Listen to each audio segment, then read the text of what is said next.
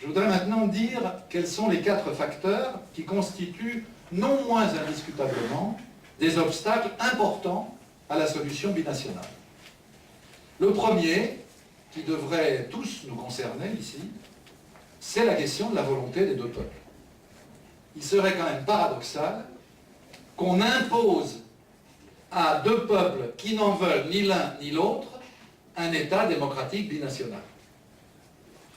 C'est clair, puisque, on le sait, 99,99% des Israéliens n'en veulent pas, mais quand on regarde les sondages, sur la longue période, on voit aussi qu'un très grand nombre, une majorité très nette de Palestiniens, n'en veulent pas non plus. Et d'une certaine manière, on les comprend. Ce qu'ils ont vécu de la part des Israéliens depuis des décennies ne les incite pas, en tout cas pas pour l'instant, à vouloir vivre avec eux dans le même État. Ce qu'ils savent des Israéliens, à part ceux courageux mais peu nombreux qui viennent les aider, comme le faisait Taayouch dans les années passées, ce sont les colons et les soldats. Et les soldats et les colons. Et les colons et les soldats.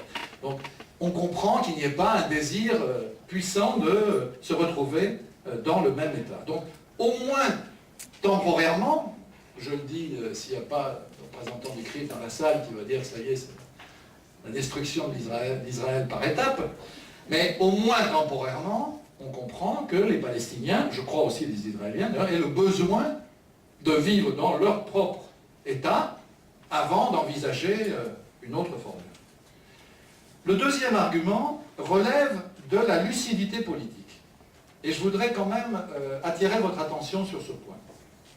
Depuis que l'OLP s'est prononcée en faveur de 2 États, grosso modo à partir de 1974, implicitement, et 77 et 82, explicitement, avec, vous vous souvenez sans doute, le projet d'établissement d'un État palestinien sur toute parcelle du territoire libéré. Eh bien, l'OLP n'a pas réussi à arracher cet objectif à Israël, c'est le moins qu'on puisse dire.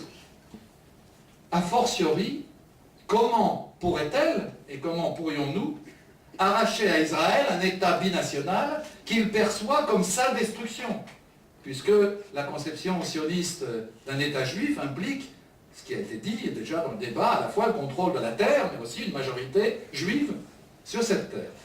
Or, on le sait, ça a été dit aussi, dans les années qui viennent, il y aura, mais pas dans 20 ans, 30 ans, là, dans les années immédiates qui viennent, il y aura une majorité palestinienne dans le Grand Israël, majorité arabe, qui deviendra de plus en plus écrasante et très rapidement. La question se pose même pour Israël lui-même à l'horizon de 2040-2050. Donc, pour nous, chacun de nous, c'est loin, mais pour l'histoire, c'est pas si loin que ça.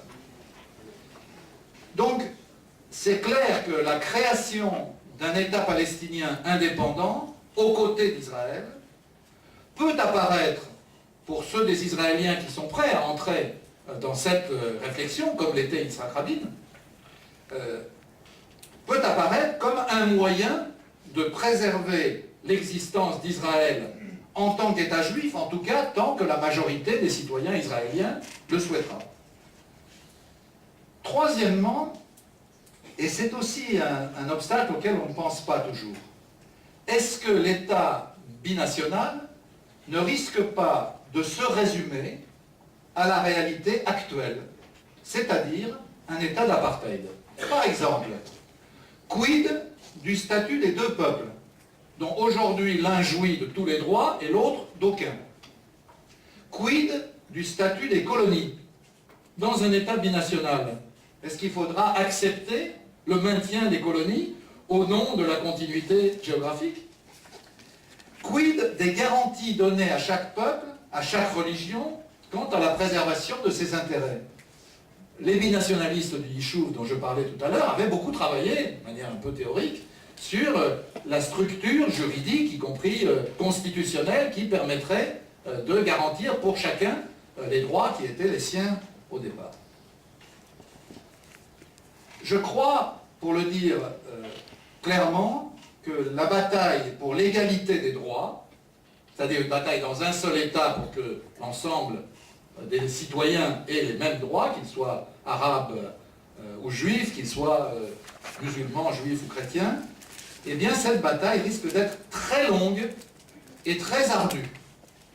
D'autant que les opinions internationales risquent de se considérer beaucoup moins concernées par cette question-là que par la question, aujourd'hui, de la création d'un État palestinien.